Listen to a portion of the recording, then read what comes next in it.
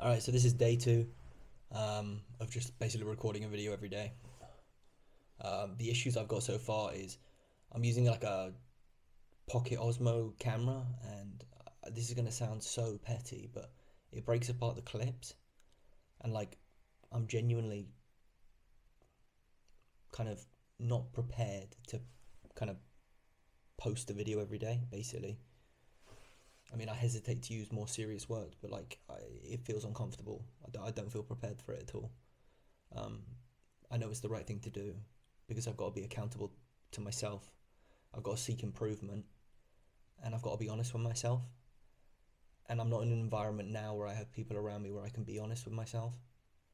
I've never really felt like I've been in that environment, and that's, it's not other people's fault. It's circumstantial, and then the responsibility falls on me. And so I've got to kind of find a space, create a space, or seek a space that exists already, where I can actually be honest and where I can voice my opinion and do so as constructively as possible. And in doing so, increase the rapidity under which I can improve the systems under which I'm governing my life. And I've fallen into so many bad habits in my life. And the problem was I blamed myself. I took full ownership of the environment I grew up in, the body I was born in, the people I was surrounded by, all of these things. And I did so to abuse myself, basically. As simply as that. Just to maintain the cycle of being disrespected by the people around you. Just surrounded by people who don't address your needs, who, when you voice your needs, you get kind of stomped down, basically, because the environment isn't geared towards respecting the necessities of your own life. And me personally, I fell into that trap, and I just continued the cycle, and I thought I was doing the right thing, and I didn't even realize I was doing it. I was doing it unconsciously. Now I don't know if you would be doing the same thing. We call ourselves perfectionists, some of us, and you might call yourself this, a perfectionist. But really, what's the result of this kind of perfectionist? We're grinding ourselves down. It's not about being perfect. The only thing that is perfect is the universe in its entirety. One thing, everything else is imperfect. And so, being a perfectionist is not really about doing things perfectly. It's about grinding ourselves down, because that's what we're used to. At least that's my experience of it. I don't know if you feel differently. But just personally speaking, I was using all of these systems within my life to grind myself down, to treat myself badly, and to think that that was the space, the niche under which I filled. It was my purpose.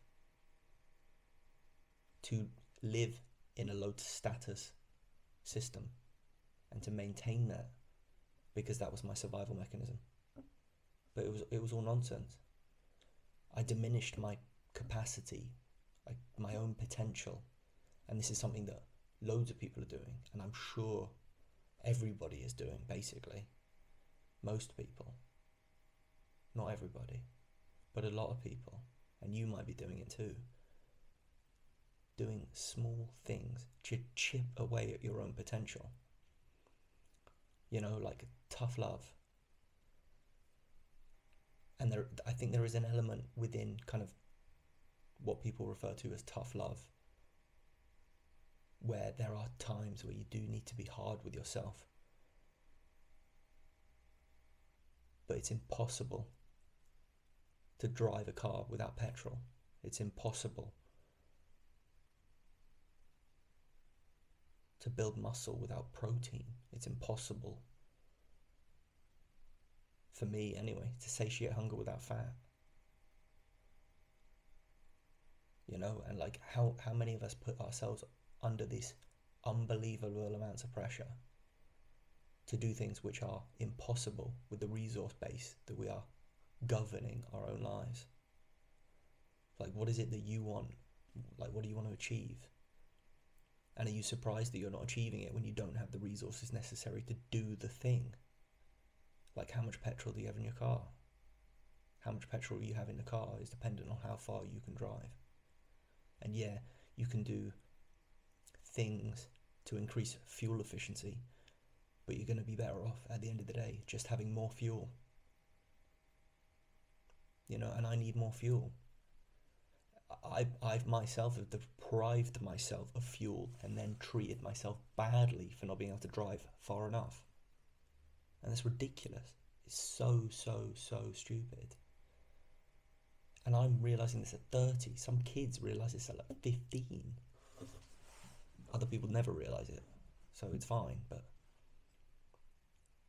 it's very much about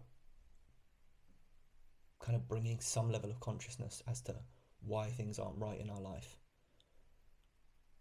why they don't feel right, what we want them to be, and what's necessary to gain access to achieve those things. And this is where the whole kind of like life becomes very spiritual, because you start connecting with things. You start connecting with the world, with what it's giving you access to, with what you need from it, what you need to ask from it, the world, the whole world, the thing that we're all part of. And like me, I needed really non-inflammatory foods to heal, because my body was sick from birth, basically. As soon as I started being fed whole foods at home, I developed eczema, and it was bad. And then I got fed loads of antibiotics when I was really young, and so I was just a messed up, chewed up individual being raised on the SAD, I think it's called the SAD diet, the UK diet. No, it's called the SUC, the Standard United Kingdom diet, or the SUCT. And it sucked. That diet sucked, it's like 50% bread, then like 10% vegetable oil, and then like 40% random other stuff.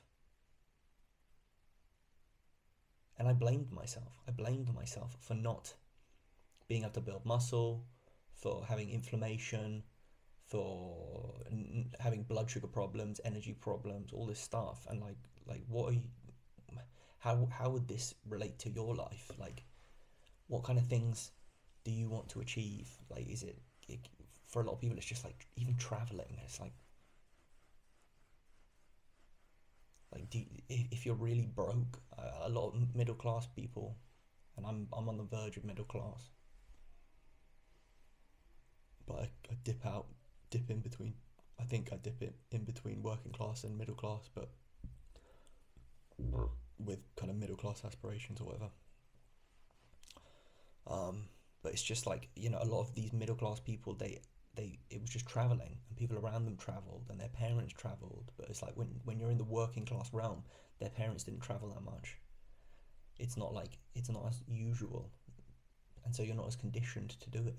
And yeah, we kind of beat ourselves up about not traveling the world and going to see beautiful things and aspiring to view the world physically in front of us rather than through a television screen, which is how I viewed it. I've been to Europe, and I've been out of Europe once to Tunisia, and I don't know how many holidays you've been on. You might have been on loads, or not very few, not very many at all, and not very far. But it's just too many of us, and I'm sure it's the same for you. It's definitely the same for me. Are expecting ourselves to perform magic, to kind of conjure things out of thin air, and then treat ourselves badly when it doesn't work. All that kind of manifestation stuff is actually, as far as I can tell, it's about gaining access to things that are already there, but we just can't see them.